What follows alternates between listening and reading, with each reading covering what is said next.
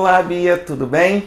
Tudo bom, querido? Trouxe um tema bem interessante, ressignificando a vida, né?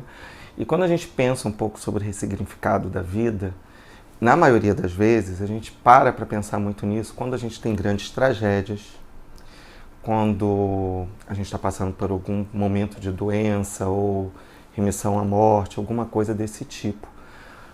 E isso mexe muito com o nosso cérebro também. Eu queria saber um pouco, você trabalha muito com isso, né? E a gente lida todo dia com isso. Como que é esse ressignificar a vida para você? Eu acho que ressignificar a vida era algo que a gente devia fazer sempre, né? Assim, ver se a gente está indo no caminho certo e ver o que a gente está deixando pelo meio do caminho. Porque tem uma coisa que acontece com o ser humano, nós somos os únicos animais que temos uma noção exata de que vamos morrer.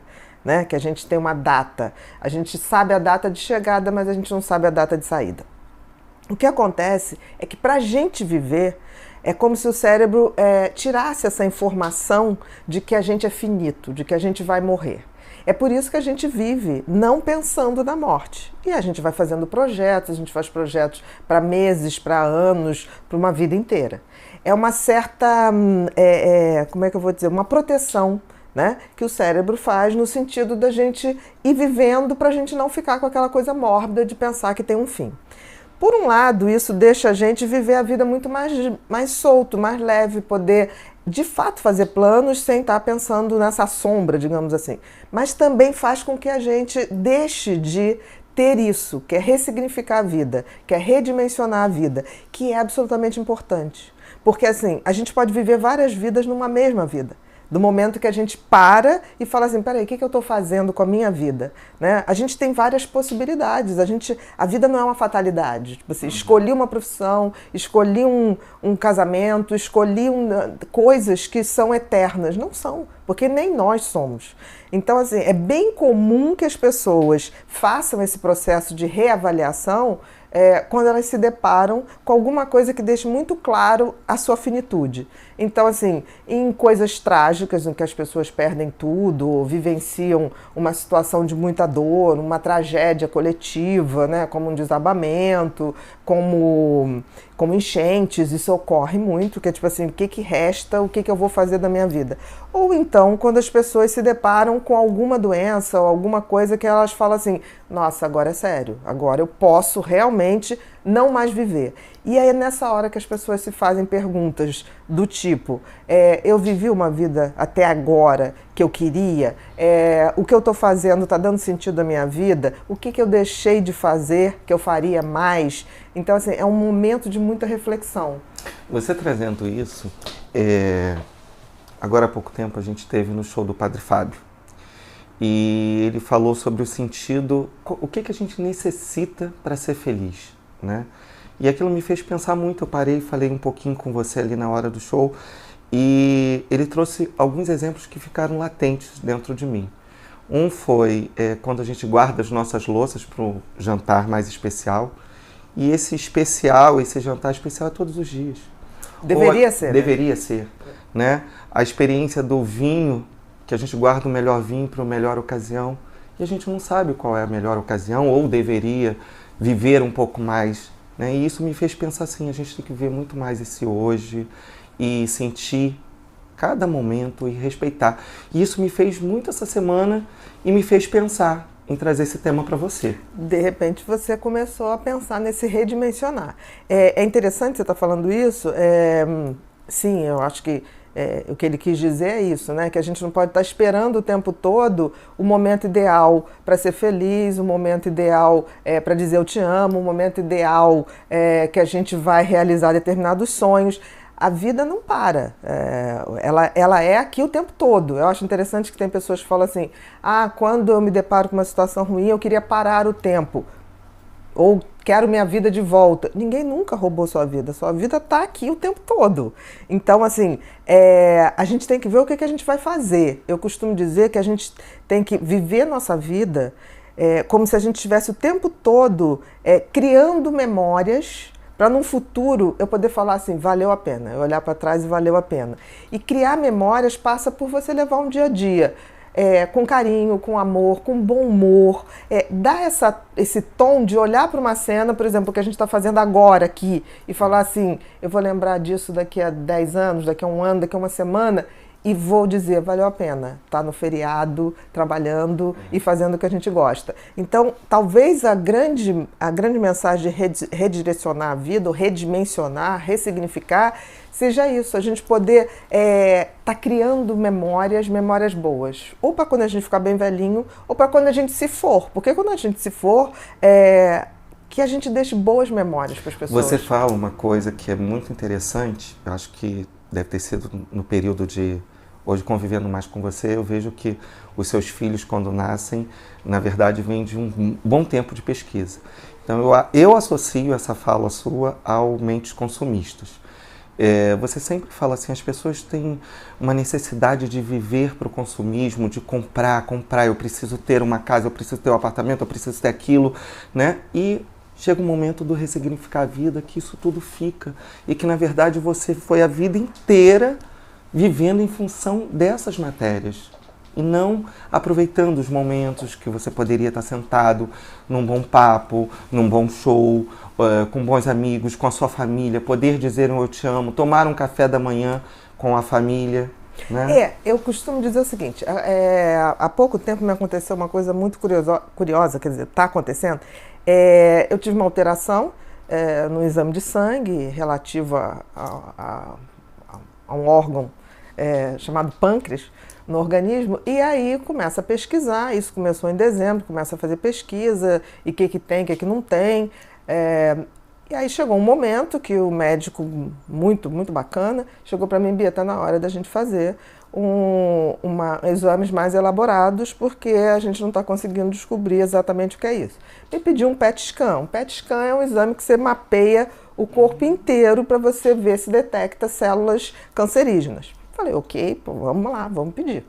E aí marquei o exame, fui no exame, e cheguei lá, tinha uma sala de espera com mulheres, a gente com aquele roupão, no dia que eu fui só tinha mulheres. E aí uma olhou para mim e falou assim, o seu câncer é o quê? Eu falei, olha, eu não sei ainda, né? Nós estamos aqui pesquisando. E aí ela falou assim, você tem uma carinha de câncer de mama. Eu falei, olha, eu tenho prótese de mama, mas eu tô achando que não é isso não, eu vim aqui porque é alguma coisa no pâncreas. Aí ela, não, mas olha só, já fica com o nosso telefone, que nós temos um grupo de acolhimento, parará. É claro que tomado o primeiro susto, eu falei assim, por que não ir nesse grupo, né? Seja o que for, por que não participar disso? Eu achei aquilo bacana e fui no grupo e aí cheguei lá, fiquei muito fascinada porque assim, ali estava se discutindo, por exemplo, se a gente morresse semana que vem, o que teria de importante na vida de vocês hoje? Os problemas que você tem hoje seriam realmente problemas? Então, assim, foi uma grande aula do que é ressignificar a vida. E foi tão interessante que o grupo, tem um grupo mais que está há mais tempo, falou uma coisa assim, olha, as pessoas, quando estão muito próximo da morte, elas mostram alguns arrependimentos. E isso era um estudo que elas já tinham. Primeiro, gostariam de ter tomado atitudes considerando mais as suas necessidades do que os outros. Então elas falavam muito assim, queria ter feito coisas que agradassem mais a mim, menos ao meu marido, menos aos meus filhos, porque hoje os filhos estão criados, o marido está numa carreira brilhante e eu estou aqui sem ter algo que eu diga assim, isso é um propósito de vida meu, independente do coletivo. Então, tomar mais atitudes que sejam condizentes com a sua essência. A segunda coisa que elas falaram, que eu achei muito interessante, é que elas queriam ter tido mais tempo para estar com os amigos, que é essa família que a gente escolhe, né? Que é a família do amor. Os amigos são a grande família do amor que a gente tem. E queriam ter tido mais tempo para isso. E outra coisa que elas falaram, queriam ter dito para as pessoas, mais eu te amo, né? Quando ficava naquela coisa, não vou dizer eu te amo, porque senão a pessoa vai ficar convencida, não vou dizer isso, não vou dizer aquilo. Então, essa coisa mais explícita, essa coisa mais sincera, né? E queriam ter perdido menos tempo comprando coisas e vivenciando coisas. Então, por exemplo, de estar numa praia, no pôr do sol, para ver aquele pôr do sol. Porque o pôr do sol tem todo dia, mas a gente nem se toca. Todo dia o sol se põe, todo dia ele nasce. Então eu achei muito bacana, foi uma experiência que eu ainda estou vivendo nesse processo de busca, mas eu acho que já está valendo muito a pena, né? Seja o que for que vai vir, eu vi assim que a gente precisa fazer isso um hábito mais salutar. Não esperar uma situação de adoecimento ou trágico para que a gente possa rever nossos pontos de vista. Porque a gente pode fazer isso todo dia. A gente pode, inclusive, fazer isso um ato de meditação. Quando eu levanto e falo, como é que está a minha vida, né? Como é que eu vou fazer minha vida hoje? Como é que eu vou ser feliz hoje? Independente de qualquer circunstância. Porque, assim, a gente sempre pode dar um jeito de ser feliz. E dar outro significado à vida. É a coisa da física quântica. Tem todas as possibilidades. Agora a gente tem que saber escolher qual é a melhor possibilidade. Então, assim, eu estou muito grata a tudo que está acontecendo, porque eu tenho um hábito de rever meus pontos de vista, mas eu acho que isso estou fazendo um intensivão e está valendo muito a pena. Por exemplo, eu não tenho grandes arrependimentos, mas eu tenho grandes coisas que eu vi que está na hora de pegar alguns telefones e redimensionar algumas pessoas na minha vida. E vou fazer isso com o maior amor. Você me pegou de surpresa. Mas eu você tenho certeza. Perguntou. Mas eu tenho certeza você tem liberdade. que você já vem ressignificando a vida há muito tempo. Você é um ensinamento para todos nós. Entendeu? E estou procurando fazer memórias para que eu possa estar sempre num universo bacana das pessoas. Sim, com certeza vai dar tudo certo. Tenho certeza que não vai ter nada demais aí, não. E você me fez pensar assim, muito nessa coisa, sabe? Às vezes você parar e ser tão mesquinha com pequenas coisas, ou você lutar por algumas coisas que não valem a pena, sabe? Eu acho que a gente tem que buscar a felicidade todos os dias. E eu gostaria de beber esse vinho todos os dias, usar as minhas louças todos os dias. É a questão, tipo assim, você tem que ver o que são as coisas importantes mesmo. Por exemplo, se você é uma pessoa que bota na sua casa pessoas que você ama realmente, isso eu aprendi no Japão, quando um japonês te chama para ir à casa, ele já tem uma consideração enorme, ele já te considera amigo, porque ele não chama com facilidade, porque no Japão a casa é o reduto do guerreiro. Né? É o seu reino. Então, assim, pode ser um micro apartamento, mas é parte dele. Então, se você chama para sua casa pessoas que realmente sintonizam com você, é óbvio que você tem que botar a melhor louça. E não é porque é a melhor louça, porque é a melhor companhia que você pode ter. E as melhores companhias geralmente são aquelas que fazem a gente feliz. Exatamente. Muito obrigado, Bia.